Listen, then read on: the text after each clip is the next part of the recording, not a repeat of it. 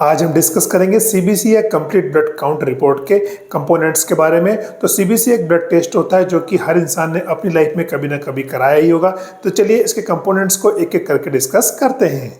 Number 1, haemoglobin. तो इससे blood में हीमोग्लोबिन की मात्रा का पता पड़ता है। इसके नॉर्मल वैल्यू की बात करें तो मेल में 13 to 17 और फीमेल में 12 to 15 ग्राम % होती है। नंबर 2, एचसीटी या हीमेटोक्रेट। तो यह आपके ब्लड में रेड ब्लड सेल्स के परसेंटेज को शो करता है। नंबर 3, एमसीवी या मीन कॉर्पस्कुलर वॉल्यूम। तो यह रेड ब्लड सेल्स की एवरेज साइज को शो करता है। इसकी नॉर्मल वैल्यू 80 to 100 फेम्टोलाइट्स होती है। नंबर 4, एमसीएच या मीन कॉर्पस्कुलर हीमोग्लोबिन। तो यहाँ एक रेड ब्लड सेल्स के ऊपर हीमोग्लोबिन के एवरेज कंसंट्रेशन को शो करता है। इसकी नॉर्मल वैल्यू 27 to 31 पिकोग्राम होती है। नंबर 5, आरडीडब्ल्यू या रेड सेल डिस्ट्रीब्यूशन विड्थ। तो यहाँ रेड ब्लड सेल्स की एवरेज साइज में डिफरेंस को शो करता है। जैसे अगर इसकी वैल्यू कम है तो सेल्स की साइज में डिफरेंस भी कम होगा, बट अगर इसकी वैल्यू ज़्यादा है तो सबसे छोटी और सबसे बड़ी रेड ब्लड सेल्स की साइज में डिफरेंस भी ज़्यादा होगा।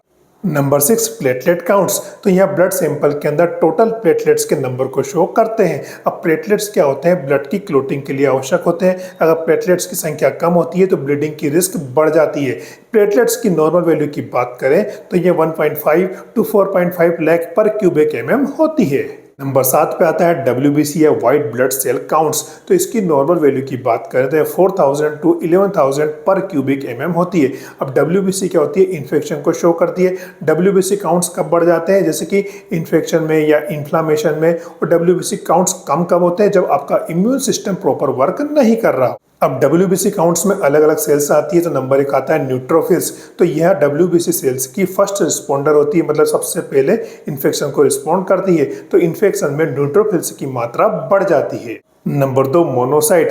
तो यह सेल्स इन्फेक्शन के दौरान डेड या मृत सेल्स को बॉडी से क्लियर करने का काम करती है। तो हार्मफुल वायरस या फिर बैक्टीरिया के बॉडी में इंटर करने पर मोनोसाइट्स बढ़ जाते हैं। Number 3, lymphocyte. तो यहाँ भी वायरल इन्फेक्शन या बैक्टीरियल इन्फेक्शन में बढ़ जाते हैं और इम्यून सिस्टम को पुराने इन्फेक्शन को याद रखने में मदद करते हैं। नंबर 4, इयोसिनोफिल्स। तो ये पैरासाइट इन्फेक्शन और एलर्जिक रिएक्शन में बढ़ जाते हैं। Number 5, basophils. तो यहाँ एलर्जिक रिएक्शन के दौरान हिस्टामिन रिलीज करते हैं और हिपेरिन को भी रिलीज करते हैं, जो कि ब्लड क्लॉटिंग को रोकने में मदद करता है। तो दोस्तों, ये थी सीबीसी या कंप्लीट ब्लड काउंट रिपोर्ट्स के कंपोनेंट्स के बारे में जानकारी। एक बात ध्यान रखें, सीबीसी रिपोर्ट में लेफ्ट टू लेफ्ट वेरी कर सकती है, थोड़ा सा वेरिएशन आ सकता है। ध्यान रखें। Keep learning, keep teaching. नमस्कार।